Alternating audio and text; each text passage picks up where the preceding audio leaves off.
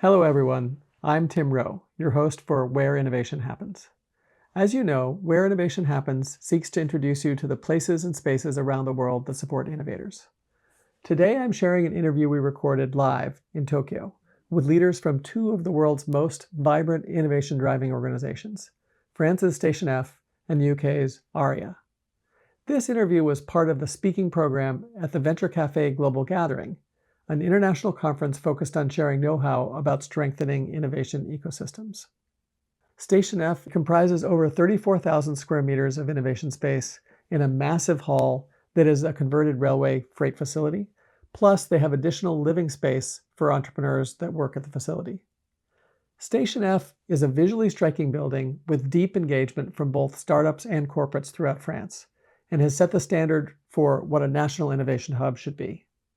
Representing Station F, we hear from International Partnerships lead Joanna Gruau. Next, we'll hear from ARIA, the UK's so-called moonshot agency. ARIA stands for the Advanced Research and Invention Agency. It actively deploys 2 billion British pounds to advance frame-breaking, over-the-horizon innovation across 14 opportunity areas, with the goal of making all of our lives better. ARIA is one of the most daring and exciting national innovation efforts anywhere in the world. Representing ARIA is Muji Ahmedi, who leads product operations. Thank you for tuning in.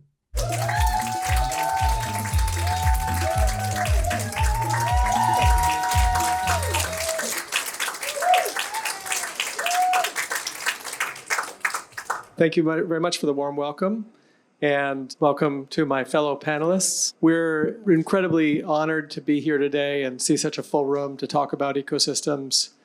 You know, one of the questions I have, this global gathering, this is obviously the kind of the annual best of Venture Cafe, right? People coming from all over the world. There are really three things that we're doing here, right? We're talking about amazing entrepreneurs and the work they're doing, and there were entrepreneurs invited from all around the world. We're talking about kind of innovation and how innovation is changing the world in a broader sense. But there's a third topic that we're talking about. That's really the expertise of the three of us here on stage, which is how you build innovation ecosystems, how you create the systems, the places that make innovation itself work better, right? And this has been my life's work and very much is the work and focus of each of my fellow panelists here. And we're looking forward to jumping into a conversation about how you actively build that stack, how you make a city work great for innovators. Before we get into that specific how, which is obviously the subject of the conversation today, I wanted to talk about why that matters. We're living in a world right now where, first of all, many things are just getting better and better. If you look at the big stats, literacy, for instance, shooting up, right? Disease, people dying from disease, shooting down. The number of people who are living in poverty is declining. The access to information, the percentage of people on this planet that have access to some kind of computing device, like a smartphone that gives them access to, fair and accurate information, sometimes accurate, about what's going on around the world, has just skyrocketed. In the mid-00s, the smartphone appeared, and it took access to information from something that just a few people who had a big computer had to just about everybody through the smartphone. This is the product of innovation. This is the product of the work that the kinds of people at this conference and that are in our communities are doing. And it's really, really impactful. That impact, that's impacting access to food. That is impacting the creation of sources of energy that are responsible. Just across the board, just about every department of human life, we're making huge advances, and those advances are coming faster and faster. Just 3.5 years ago was when ChatGPT introduced its new product. How many people here have used a prompt in an AI, app of some kind? Okay, I see maybe like one or two hands that didn't go up. This has changed our lives, right? In just the last 3.5 years, it's amazing, and we know we're just getting started. We don't know the impact of all of these. So, how do we build places, cities, that are good at supporting people to come up with and spread these kinds of innovations? And, with that, I think I'll start with Joanne here to my left. She comes from an organization called Station F, where you're the head of international partnerships, right? Basically the connection from Station F to everywhere else. For those of you who don't know Station F, It's often described as the largest innovation hub in the world. I might have found some larger ones here or there, but it's definitely very big. And it's transformed France. It has become the focal point for innovation in a country which is now seen as an innovation leader. And I don't know that always was, but I think now people think of France as one of the leading countries, certainly as an innovation, Paris as an innovation ecosystem. And there are many world leaders who visited Station F and come away and said, we need to build something like this. So you guys have kind of single-handedly changed the dialogue in one of the world's largest and most important countries. Can you tell us a little bit about how you're building that innovation stack at Station F? Yeah, of course. Well, first of all, it's a huge pleasure to be here. Thank you so much for inviting us. And a really big shout out to all the CAC Venture Cafe team. They are incredible. Like all of them, whoever you talk with, they have the same smile and culture. So honestly, congratulations on building this, because you don't see it everywhere. And on my side, I love your comment about the largest campus in the world, because Station F, whenever we speak about the largest campus of startups, it's just for the amount of startups that we accelerate every year, because we accelerate around 1,000. And we started doing that back in 2017. That's when our founder created Station F. And a lot of people know about it. They don't really know the story, but Station F, it's private. It was created by Xavier Niel. And if you look at him on the internet right now, he's a French multimillionaire. He's also created other projects. And back in 2017, he had one vision, that it's like to bring the ecosystem together and to make sure that innovation was showcased also in France and not only in the United States, for example. And when he created Station F, he made an investment of around 300 million euros, which was really big. And without him, Station F wouldn't exist today. So that's why we say that we are private. We didn't have, unfortunately, the support from the government at the beginning. And we were a really small team. We were around 10 people. From one day to the other, they were like, okay, these are the keys. You have a 50,000 square meters building. Make it work. And at that time, you had some entrepreneurs in Paris, but most of the entrepreneurs would live to other countries. And so that definitely helped. But through the time when we created Station F, the idea is that, and our mission was to build a community so these entrepreneurs could succeed and they would lead meaningful change through their companies. And that's really our value and mission. And our founder, he also created other projects. Whenever you look him up, he created École 42, that it's also a free coding school campus that it's present in more than 30 different countries now. They have around 50 campuses. He also created Kima Ventures, QTI, the Scaleaway, a cloud computing provider. And with Station F, he was kind of like his last projects related to what he felt when he was an entrepreneur, because he built Free, that it's one of the largest telecommunications companies in the world. And when he built Free, he never had gone to university, so he did not have the resources that most of us have today to build a company. So with Station F, he wanted to change that. We started in 2017. It's going to be our anniversary soon, almost 9 years. And what really differentiates us is that we have top layout of partners. We work mostly with corporate partners that are doing innovation at Station F. So yeah, that's a little bit on how we shaped Station F since the beginning. And one thing that I also wanted to highlight is that right now we are not, whenever we think back to 2017, the world is changing a lot, and you can see a lot of changes. When we think also about our future at Station F, next year we will also have the presidential elections, which create a lot of instability, because it will also decrease foreign investment. It always happens, and without investments, there's no startups, and vice versa. So what we want to do at Station F is to make this process as stable as possible, and to keep having that, I always call it that little house for entrepreneurs to be safe, kind of like in the bubble, to keep innovating. I love that image you ended on, the little house for entrepreneurs to be safe. Not so little, but definitely a house to be safe. If you haven't been to Station F, by the way, I recommend you all visit. It's just wonderful.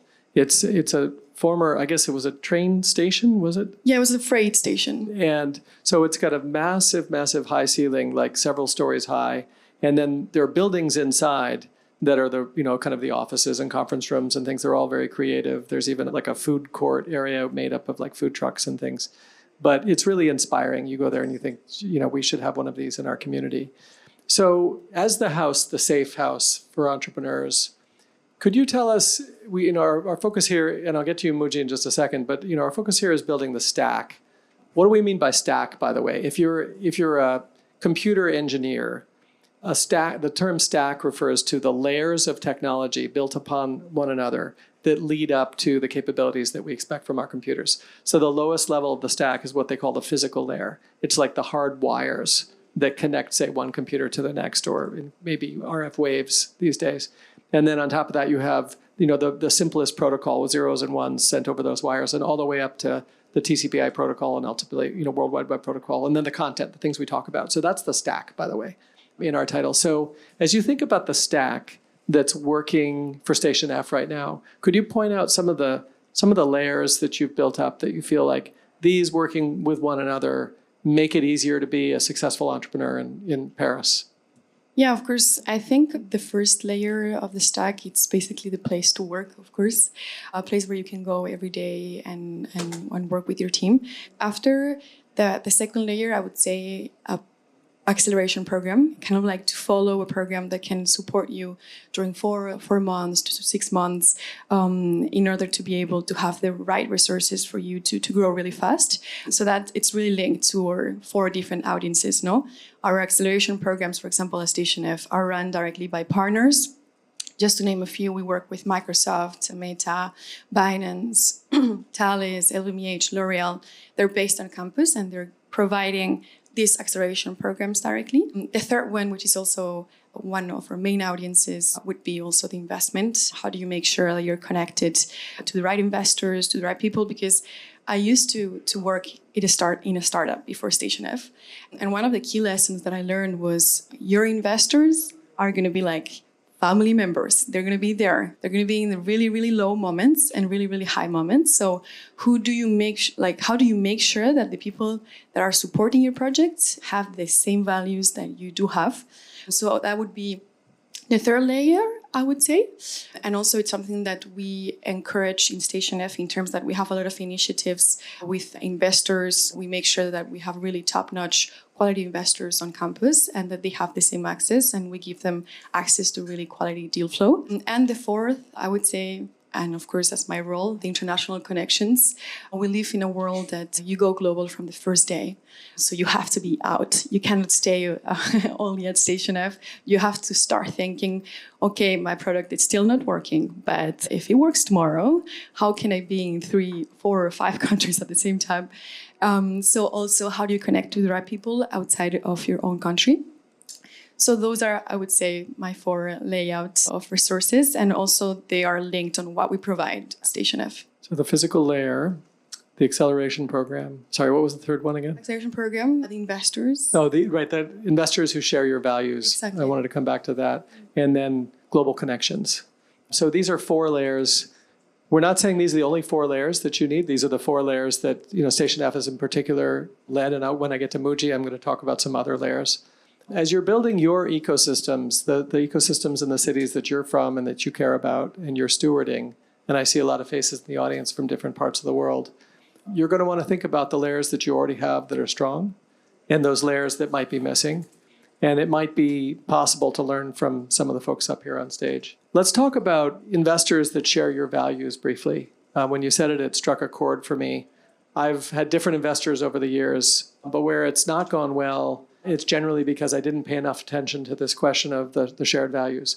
It's one thing if you get a check with a lot of zeros after the number. That's always good. We will absolutely find that if we're not really trying to accomplish the same things and for the same reasons, that we get caught up.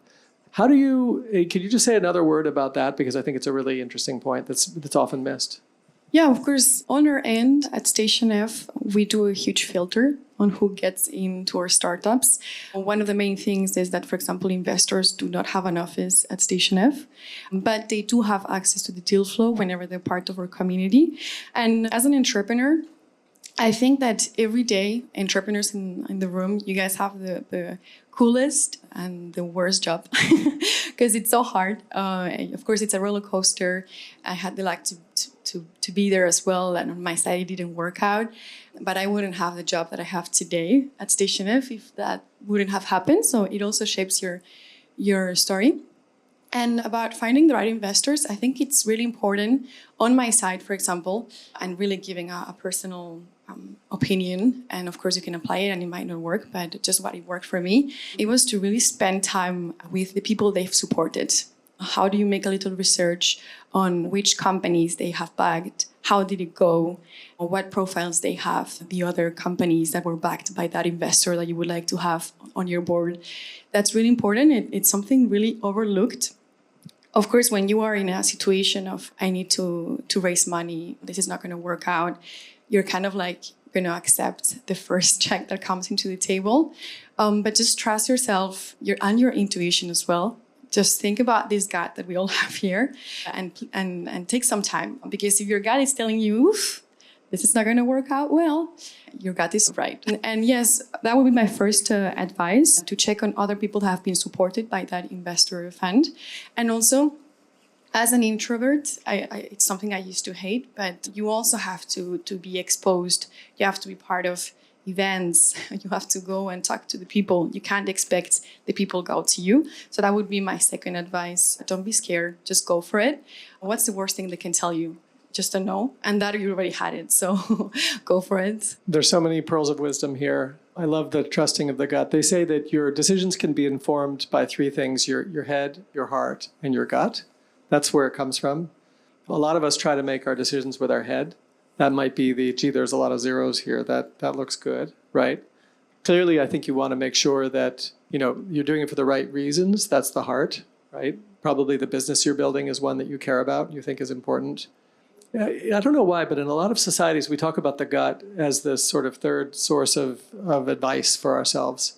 And there's a book called Thinking Fast and Slow that some of you may have read that goes into what the gut is. But the psychologists don't fully understand it. But one way that it's understood sometimes is that there's a small part of our brain which we use for the conscious thought, sort of like a dialogue. It's almost, you could show the transcript of what we think, in words, and it would make sense, and someone else could read it and understand it. And then they think there's a larger part of our brain which is also thinking, but we can't see what's going on in there. It seems like the smarter part of our brain. And that part of our brain is the one that, while we're sleeping, is processing. It's weighing more factors. There's something ineffable about it, but it does draw conclusions. It doesn't explain those conclusions to you, but I think what Joanna is saying, and I fully agree, is if you can get in touch with that part of you, and you just have this feeling that maybe this isn't a good idea, then don't do it.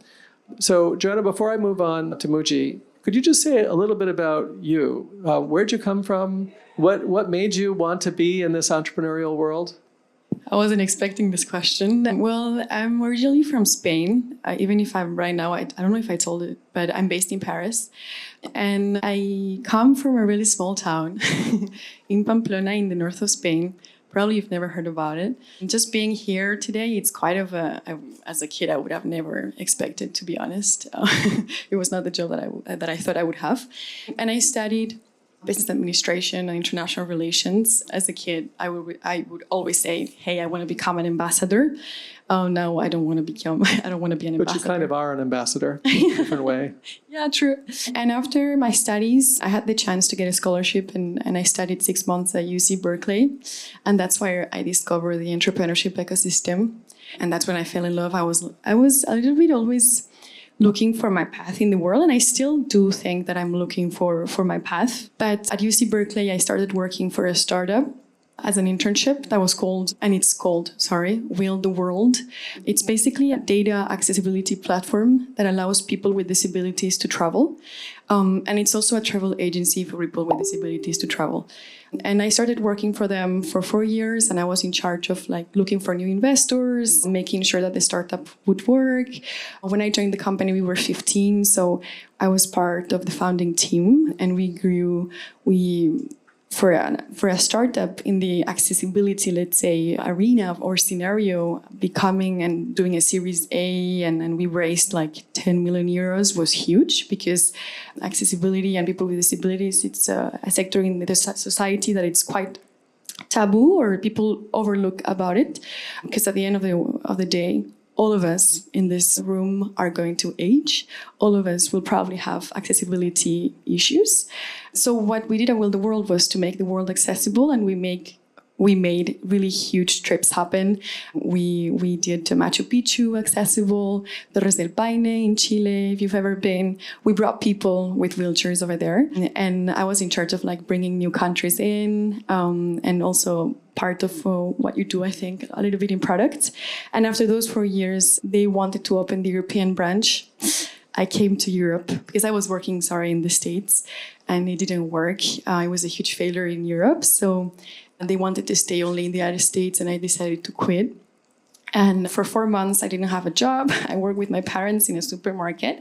And after I applied to my current job at Station F, and I have been leading international partnerships since. It's a wonderful story. Thank you for sharing your past.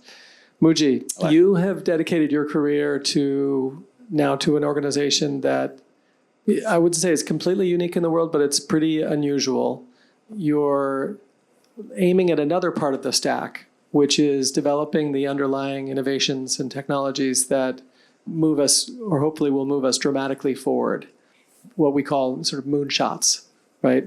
I guess that I don't know where the word came from, but I guess if you've got a rifle and you aim at the moon, that's a pretty far place to try to hit. So it's a hard challenge, and sometimes it's achieved. Your agency, the Advanced Research and Invention Agency, does something that most people don't see happen in government.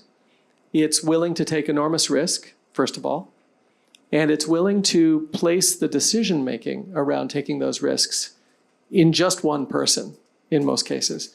So in each of your areas of technology that you focus on, your program areas, I think you call it, you have one person, a program director, and that person has a crazy amount of authority. They have a lot of money and the ability to just say, I like this thing, I'm going to go for it. And I think what must be special about this approach, what must work, is that so many of the decisions that are taken in the world are taken by committees. And so they become kind of safe decisions. If everyone on the committee agrees, then we'll do it. That's most things in life. And you guys are interested in taking unsafe decisions. You're in the middle of this. You're the guy who kind of runs things day to day, as I understand. What have you learned now in a few years at ARIA with a couple £billion behind your mission about radically changing the world through moonshot innovation? Yeah, great question. And maybe just start off with thanks for having us. This is the first time I've been in Japan, and I think everyone that I've met so far has completely impressed me in the ecosystem already that exists here. Feels like a lot of things that we want to bring back to the UK. And also Station F is incredible. I've also been there. I think there's a lot to say about how they've done things there in France. To your kind of question, like the things that we've learned at ARIA is that I think, what's worked really well for us is that we're trying to do extremely ambitious research on extremely tight timelines. And Tim mentioned about, program directors come in and are given a lot of freedom and autonomy to direct research in highly ambitious, highly risky technical areas, select projects that they think are going to help achieve this kind of North Star vision that their programs are trying to achieve. But the really hard thing is that they're trying to do this in really tight timelines. Like program directors are brought in on 3-year terms with possibilities to extend. But what you've got to say is that a program director kind of comes in and they look at, their time here, they think every day is a percentage of my time here to kind of create a lasting impact. And after that, I'm done. And I think what's exciting about being able to do that is you come in and think, I've got to make the most of every single day that I've got here at ARIA to try unlock something. And the kind of power of bringing in program directors is that, we don't select program directors based on the idea of what they're going to explore. We base it on the kind of person that they are, how they score against our selection criteria in terms of trying to create long-lasting impact beyond the UK and societal impact, how strong they are technically or credibly in the intersection of spaces. And so if a program director is selected against those kind of criteria, they kind of think that, I've got to make sure that when I come to ARIA, if this is the only chance that I get at solving a problem in robotics that's going to be really important to the UK, I've got to make the most of that chance. Because if we bring in another programmer, it might be that they don't end up exploring that space. They might explore something new. And so there's a world in which this is the only chance that they get to explore something. And I think hiring really ambitious people who have that kind of time frame about them that know they don't have long left means that they make every day really important. And the idea is that the impact that they create in that time lasts beyond their tenure and actually becomes a really important beacon for what's important. And if they do care about, say, robotics or AI safety, that their impact has allowed new organizations to come in and kind of carry on the torch to kind of propel that mission. You came here to Japan with a colleague, one of your program directors, Jenny Reed. Is Jenny, I'm not sure if you're in the audience. Yep, that's Jenny, by the way, if you want to meet her later. Just very briefly, what is Jenny's area of focus, to give us just a concrete example? Yeah, so Jenny kind of was selected as a cohort of program directors. She was one of 8 that joined just under 3 years ago. And Jenny was a vision scientist by background, but actually had done a lot of work exploring the work of praying mantis. And at that time, she kind of noticed that, Go more slowly. Praying mantis, we're talking about the bug, right? Yeah. 日本語で praying mantis なんか誰か知ってる? What's it? Kamikuri. Kamakiri. Okay, so sorry. So Yeah. Kamakiri のことを勉強してたんです. doing a lot of work with kamakiri. And in that time, she noticed that the ways in which, kamakiri operate is that it's extremely fast, extremely advanced. And when you compare that to the way that robots operate, it's not intuitive how ours is so bad compared to what they're doing with very, very small brains. And so Jenny started thinking about applications of robotics. And so when she joined ARIA, she kind of shared these thoughts. And we said, we're going to give you a free pass to go down this route and explore this opportunity based on what you know. And I think what was exciting about that was she didn't have any kind of preconceptions about the space or opportunity, and actually was able to go in, do discovery with a variety of stakeholders from everywhere, and ask, the really simple questions and question the kind of status quo.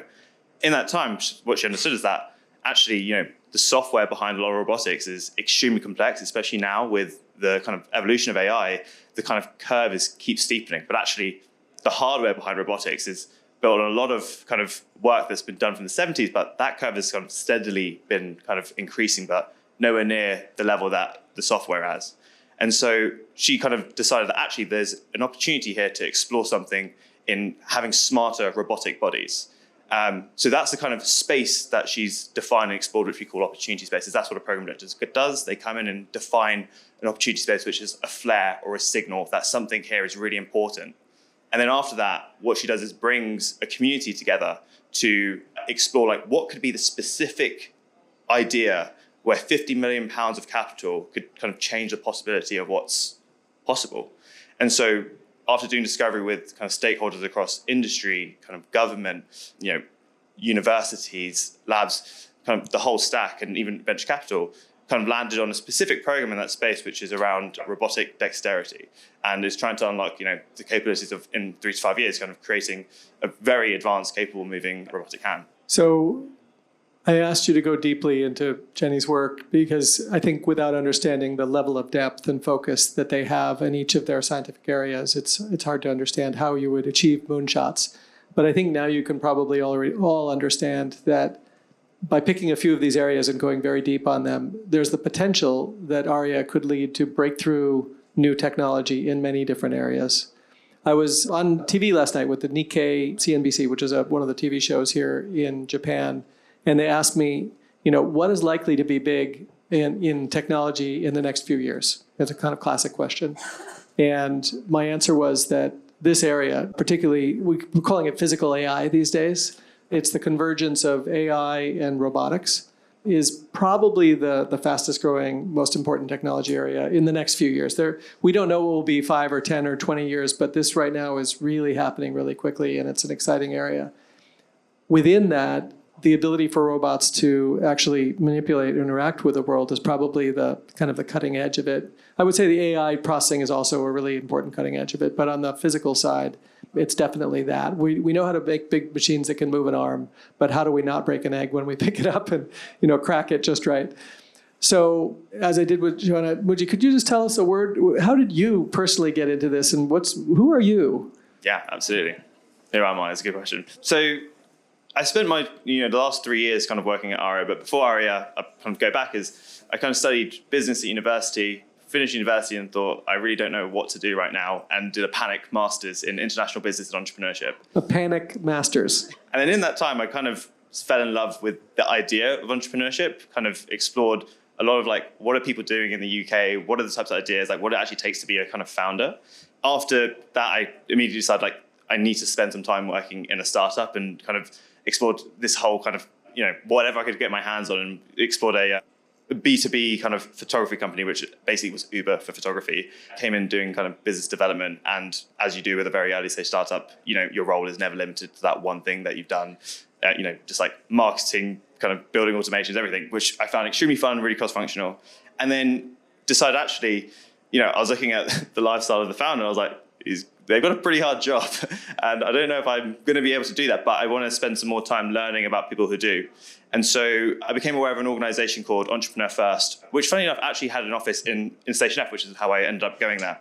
And so Entrepreneur First was a kind of talent investor. And what they spent their time doing was, there are exceptional people in the world who want to build companies, but do not have the right co-founder to found someone. And so they kind of created a co-founder matching program where, it was pre-idea, pre-team, and they allowed people to find a co-founder in that time, come up with an idea and get investment. After that, anyone that had been invested in the next 3 months would be kind of supported to raise investment from other bigger VCs that they'd kind of put as part of their kind of ecosystem. And I think in that time there, I learned a lot about what it takes to find exceptional talent and to support exceptional talent to do their job. And then in that time, I kind of was at Entrepreneur First. I became aware of ARIA.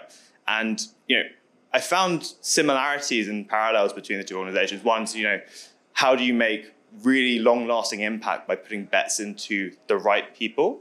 And then two is like, entrepreneurship is really important. And one thing that ARIA kind of holds dear to itself is that science entrepreneurship is going to be one of the strongest ways in which we create innovation that transcends, not just like kind of London, but actually like countries and the United Kingdom and the world, right?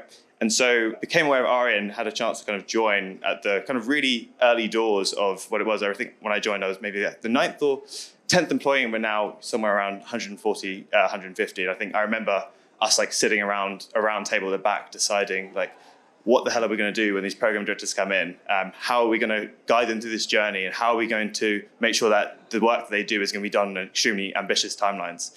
3 years on, we have kind of 16 program directors. We've got 14 new focus areas. We're kind of funding incredible work that is completely multidisciplinary. And I think what I still love is that I still get to spend a lot of time with really incredible entrepreneurs, and we get to support and find them. But also I spend time with incredible scientific and technical leaders that are kind of exploring work at the frontier of what's possible. And they've kind of been given a free pass to say, I'm going to explore this idea that not many people will believe is true, but I'm going to have an opportunity to fund work that might have a chance of kind of changing the conversation or like changing the idea of what's possible. That's beautiful. In this program that I was on last night, I used an analogy for what we're doing that I think might shed some light for some on how valuable this can be. There's an old adage in English: if you give a person a fish, they will eat, that day. They won't be hungry. But if you teach them to fish, then that person can eat, their whole life. And I think what we're doing is a third level here. What we're doing is we're helping somebody invent a better fishing rod. And if that fishing rod turns out well, then the whole world population can eat better for a lifetime. And maybe a digital fishing rod or something like that. So, this work that may sound very tiny in some ways, how to get a praying mantis's lessons into a robot, on the other side, then suddenly can be completely transformative of the whole world. My feeling is that those of us who are fortunate enough to fall into this little world of sort of innovation support, we have the best jobs in the world because we can really dramatically change the course of the entire planet for the better in our lifetimes. So I'm gonna take a little twist here. Joanna and I talked about this a little bit before, but suddenly I'm gonna lob over to you. Now you're the moderator. I have a question for you, Tim, actually, really related to a little bit our beginnings, kind of like reversing the question for you, your beginnings. Before you built CAC, can you explain us a little bit how you were in that moment and how everything ended up happening? Because of course, now we see CAC, we see Venture Cafe, Global Gathering, and it's such a success. And you can see that there is a really incredible culture on the inside.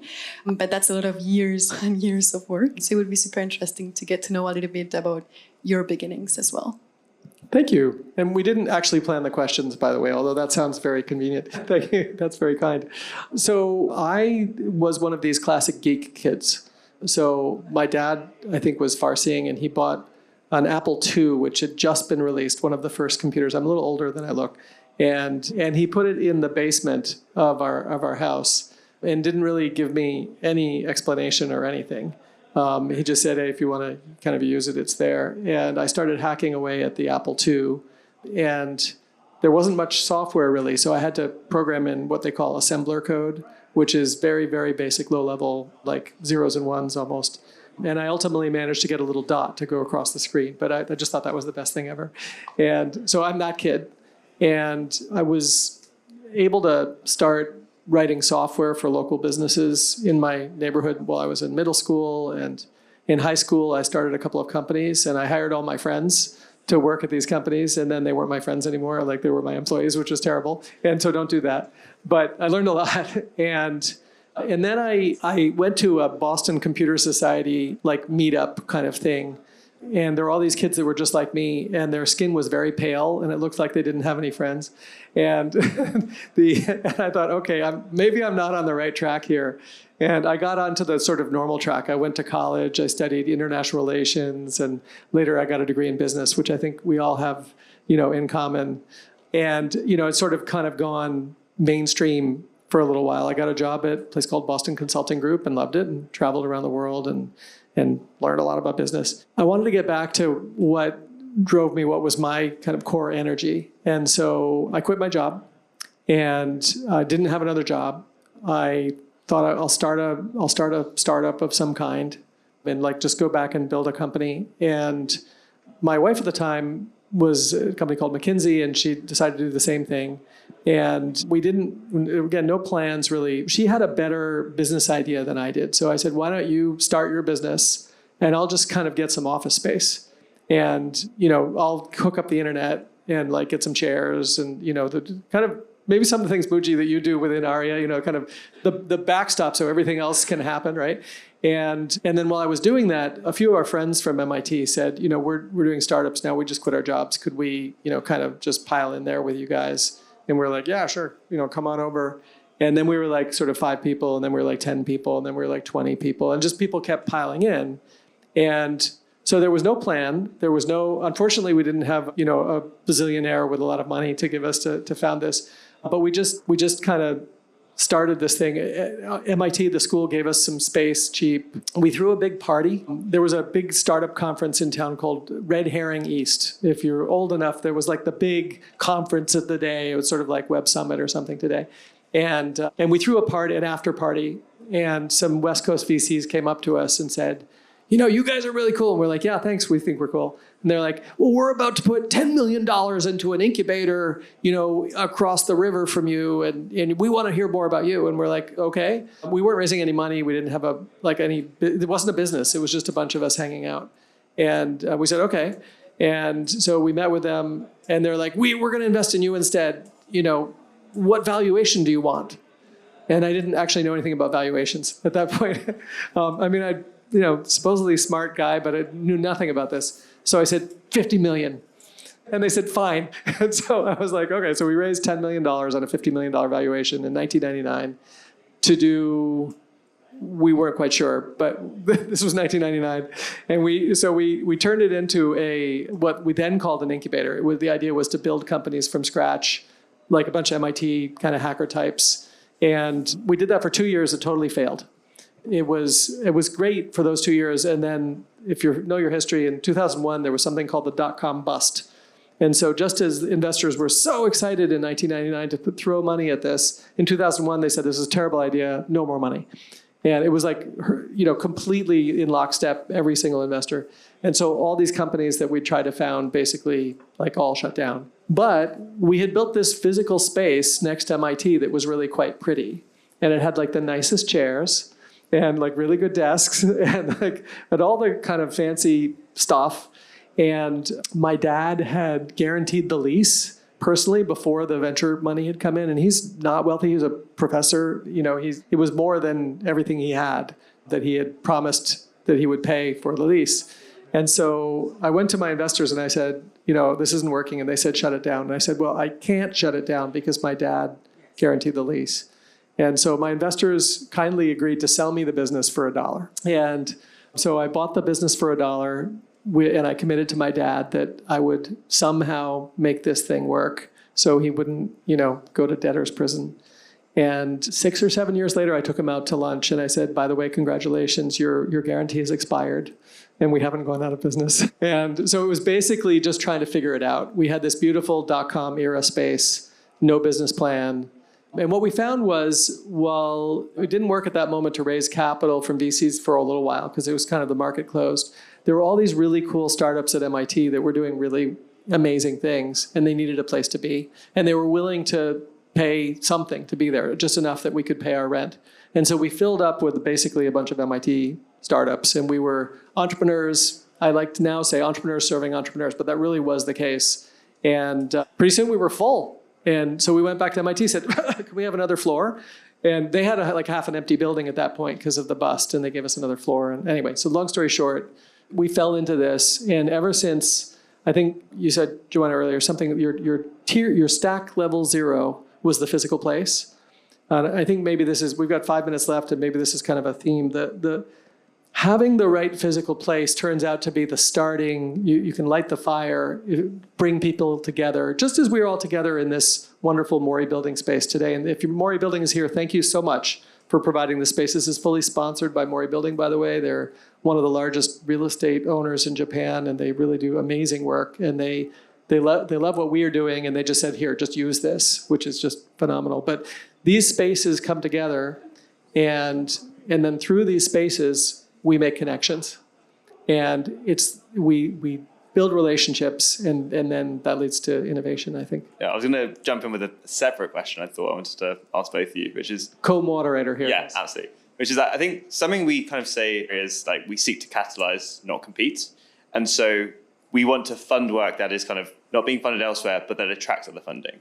And I wanted to kind of see how that resonates with both of you, because when I think of Station Up, it's like you've got 30 different kind of accelerator programs under your house. Tim, you're building like ecosystems from scratch. And for both of you, I want to see is that something that you hold dear to you, or is that something you think about differently when thinking about both your places? Wow, I think I'm not sure if I'm going to respond completely to your question. So I think we stay a little bit in the middle on our side, because of course, every year we're building new programs. Last week we launched a new AI program, and we brought in top companies, around 16 from all over the world, that are supporting the program. And we're all the time looking to reinvent ourselves. But also in a basic layout at Station F, we also have to be tech agnostic, and we host a lot of also diverse programs in really different verticals that are not as sexy, if I can mention it, because the idea is that we want to have it as open as possible to welcome the more people as we can, as we have this